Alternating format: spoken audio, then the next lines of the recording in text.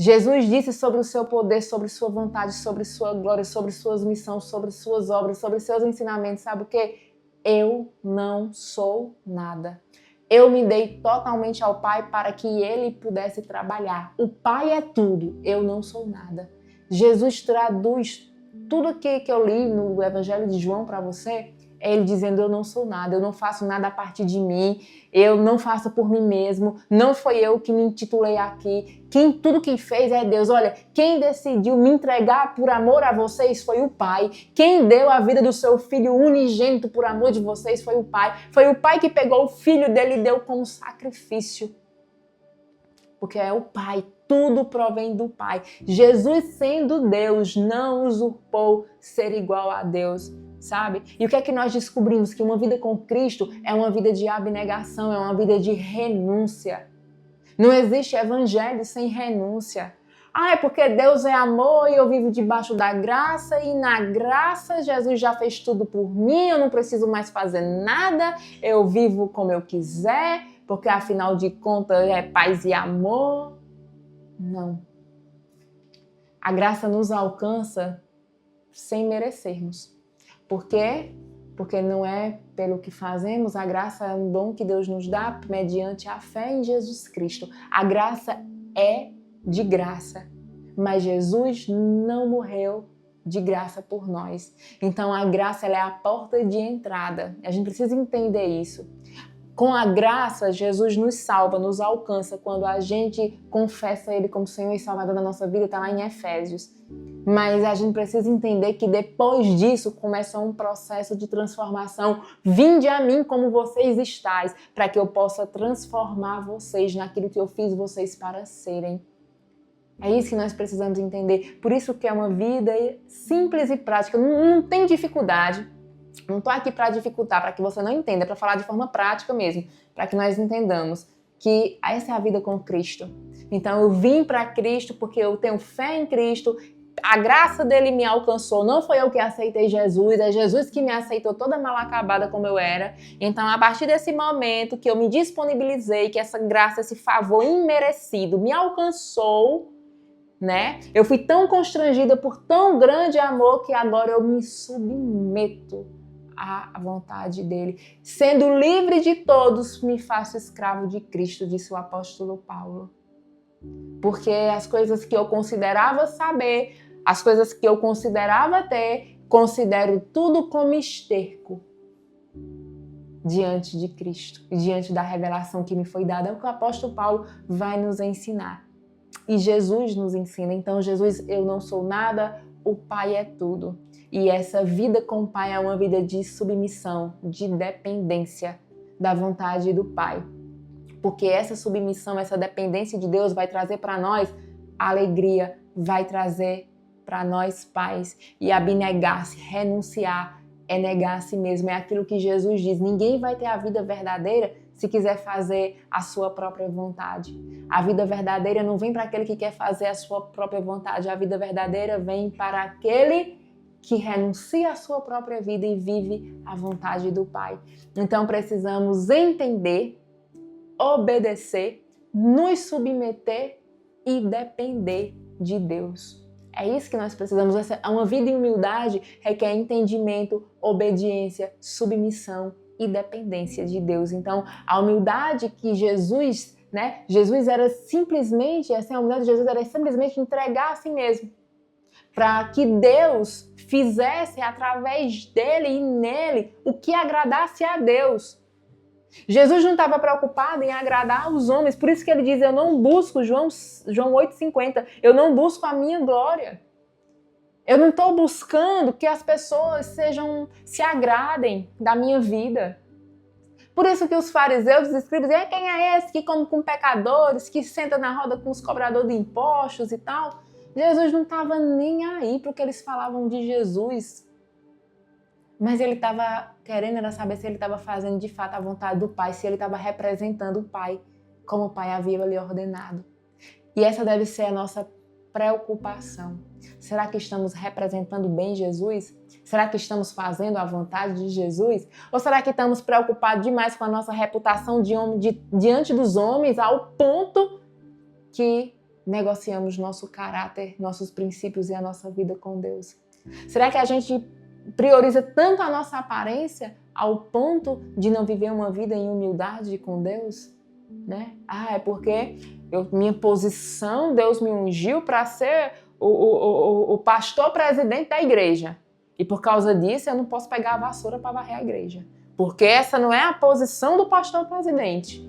Porque o que é que vão dizer de uma igreja que o pastor presidente varre a igreja? Vão dizer que você é um exemplo de liderança. Um homem e uma mulher de Deus. É o primeiro que bota a mão no arado. É isso que vão dizer. Porque você dá de fato seguindo a Jesus. Quando Jesus ordenava fazer, Jesus era o primeiro que estava fazendo. Porque o líder não é aquele que fica dando ordens. É aquele que faz junto. Que mostra como é que deve ser feito. A liderança é pelo exemplo. Não existe liderança por palavras. Você vai fazer, você vai fazer assim. Não. Liderança é exemplo. Um pai e uma mãe de família, eles educam seus filhos, não é porque eles falam, porque botam de castigo. É pelo que eles fazem e os filhos vêm fazendo. Porque o que a mãe fala, o pai, o filho não vai nem lembrar depois. Mas quando a gente vê, a gente assim, nossa, vi meu pai fazendo aquilo, minha mãe, a gente vai fazer também. Seja certo ou seja errado. Porque é influência. Liderar é influenciar. Por isso que Jesus diz, eu faço o que o meu pai trabalha até agora, eu também trabalho, porque eu faço as coisas que eu vejo o meu pai fazendo. Então é isso que nós precisamos aprender. Temos que nos revestir de humildade diariamente na nossa vida. Ter muito cuidado como a gente anda se comportando, como a gente anda fazendo. Por quê? Porque as estrelas somem quando o sol aparece e Jesus é o sol da justiça. Então, quando Jesus aparece, não tem estrelismo nenhum para ninguém. Você pode ser o pastor, presidente, o bispo, presbítero, o apóstolo, o ungido, o desungido, o vice-deus. Quando Jesus aparece, as estrelas todas se apagam, porque ele é o sol da justiça. E não cabe glória para mais ninguém, ele não divide a glória dele com ninguém. A glória é dele. E a gente precisa entender essas coisas. Outro ângulo que nós podemos observar a humildade de Jesus é aprender com ele através dos seus ensinamentos. Jesus diz em Mateus 11, 29, tomai sobre vós o meu jugo e aprendei de mim que sou manso e humilde de coração, e encontrareis descanso para a vossa alma. Jesus é o nosso mestre. É nele que encontramos a humildade e a mansidão. E essas virtudes são as únicas capazes de dar descanso à nossa alma. Em Lucas 9,46, os discípulos eles estavam disputando entre si mesmos quem era o maior. E em Mateus 18,4, Jesus responde isso, porque Jesus diz assim, aquele que for humilde como uma criança, esse será o maior. A mãe dos filhos de Zebedeu pediu que seus filhos sentassem um à direita e um à esquerda de Jesus quando Jesus estivesse no seu reino.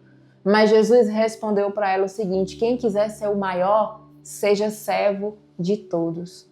Em Mateus 23,11 diz que, porém, o maior dentre vós será vosso servo. Em Lucas 14, 7 e 11 diz que todo aquele que se exalta será humilhado, enquanto em Lucas 18, 14 diz que todo aquele que se humilha será exaltado.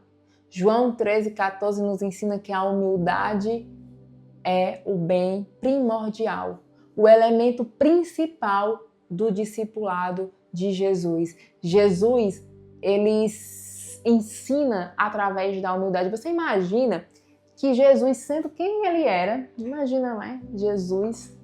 E aí, lá antes da última ceia, Jesus pega uma bacia com água, uma toalha, se cinge com essa toalha, chama os discípulos, com os pés tudo sujo, porque eles andavam por tudo quanto era canto, andavam muito. E Jesus começa a lavar, Jesus se baixa, assim, se humilha, é uma posição de humilhação. Jesus pega aqueles pés todos sujos e começa a lavar aqueles pés. E Jesus diz para eles que assim como Jesus estava fazendo com eles, eles tinham que fazer uns com os outros. E essa mensagem não é só para os discípulos que estavam ali naquele momento com Jesus. Essa mensagem, ela é uma mensagem atemporal, ela é para mim e para você. Então, se Jesus se abaixou, se Jesus lavou os pés todos sujos daqueles homens arrogantes, outros ignorantes, outros confuseiros, outros orgulhosos, né? Porque os discípulos eram tudo assim. Assim como é eu e você, sabe? E Jesus foi lá, se abaixou, lavou o pé de todo mundo. Ele disse que assim também nós devemos fazer. Porque o caminho para a nossa vida superior com Deus, sabe? É nós irmos aqui nesse mundo baixo, o mais baixo que a gente conseguir ir. Quanto mais nós descermos, quanto mais nós nos humilharmos diante de Deus, mais forjado estará o nosso coração para receber de Deus a exaltação no reino do céu. Exaltação não se pede, honra não se pede. Quem quer ser honrado não quer ser honrado, quer ser bajulado, sabe? Diante de Deus e diante dos homens, o nosso papel é ser servo. Quem quer ser o maior de todos, seja o servo de todos. Quem quer ser o primeiro, seja o último. Quem quer ser grande, seja pequeno. E isso não é, como eu repito aqui, não é pensar menos de si, é pensar menos em si mesmo. É sempre considerar os outros superiores a si mesmo. É isso que nós precisamos aprender e que aprendemos com Jesus na vida dele. Trouxe para você diversos versículos bíblicos do próprio Jesus ensinando de forma prática para a gente como é o padrão de humildade na vida dele diária enquanto ele esteve aqui e que ele deixou como exemplo para mim e para você.